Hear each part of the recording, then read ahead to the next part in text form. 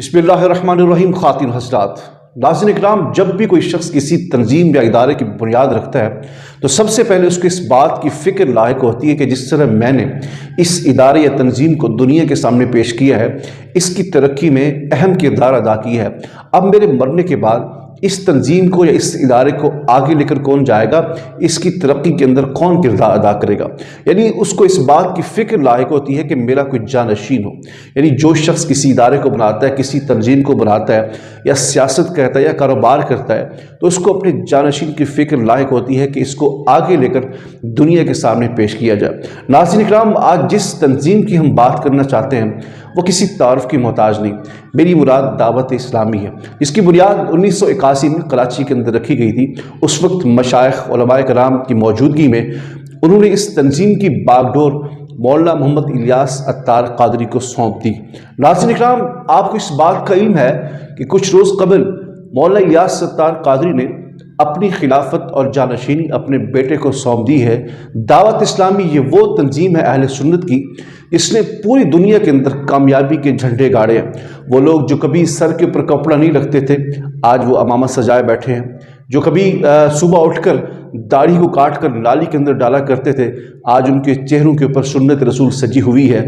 वो लोग जो कभी मस्जिद के करीब नहीं गुजरते थे, आज वो मस्जिद के मुअज्जिन और इमाम बने बैठे हैं। यानी वो लोग जो दीन से दूर थे, आज कोई मुबल्लिग है, कोई मुदर्रिस है, कोई इमाम है, यानी सारे के सारे दीन का काम कर रहे हैं।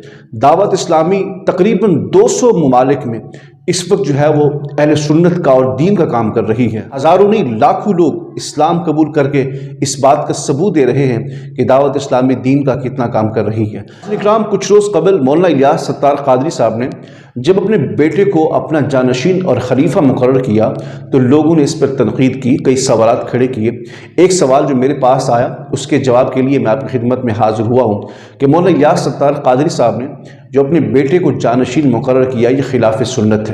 और उन्होंने ये भी कहा कि ये तरीका जो है ये उमवी दौर का तरीका है कि जिस तरह उन्होंने अपने बेटे को जानशीन मुकर्रर किया, इसी तरह मौलाना इलियास अत्तार कादरी साहब ने उनकी सुन्नत पे चलते हुए जो है अपने बेटे को जानशीन मुकर्रर किया। तनकीद करने वालों ने ये तनकीद की कि जब कुरान मजीद के अंदर अल्लाह रब्बुल इज़्ज़त ने हुजूर को ये हुक्म दिया कि वशाविरहुम फिल अम्र, के मामलात के अंदर मुशावरत की जाए, जिस तरह खुलफाए राशिदीन ने, सहाबा किराम ने, मुहद्दिसीन ने, बुजुर्गान दीन ने जो अपने मामलात के अंदर मुशावरत करते थे, इस तरह मौलाना इलियास अत्तार कादरी साहब ने मुशावरत क्यों नहीं की। मैं उनको ये बताना चाहता हूँ कि क्या आप उस मीटिंग के अंदर मौजूद थे और क्या आपने उनका ये जवाब नहीं सुना कि जब आपसे सवाल किया गया कि आपने अपने बेटे को जानशीन मुकर्रर क्यों किया, तो उसके जवाब में मौलाना इलियास अत्तार कादरी साहब ने वाज़ेह कर दिया कि अगर आपके सामने कोई और है तो उसको पेश करें, हम उस पर मीटिंग करके मुशावरत करके फिर उसको अपना जानशीन मुकर्रर करेंगे। इनकार तो मौलाना इलियास अत्तार कादरी साहब ने नहीं किया। अगर इनकार करते, डट जाते, तब हम कहते कि मौलाना इलियास अत्तार कादरी साहब ने गलत किया है। तंज करने वाले लोग ये बात ज़हन नशीन कर लें कि मौलाना इलियास अत्तार कादरी साहब ने अपने बेटे को अपनी तरफ से जानशीन मुकर्रर नहीं किया, बल्कि मीटिंग और मुशावरत के बाद मौलाना इलियास अत्तार कादरी साहब ने अपने बेटे को जानशीन मुकर्रर किया है, और जिसकी हम भरपूर हिमायत का ऐलान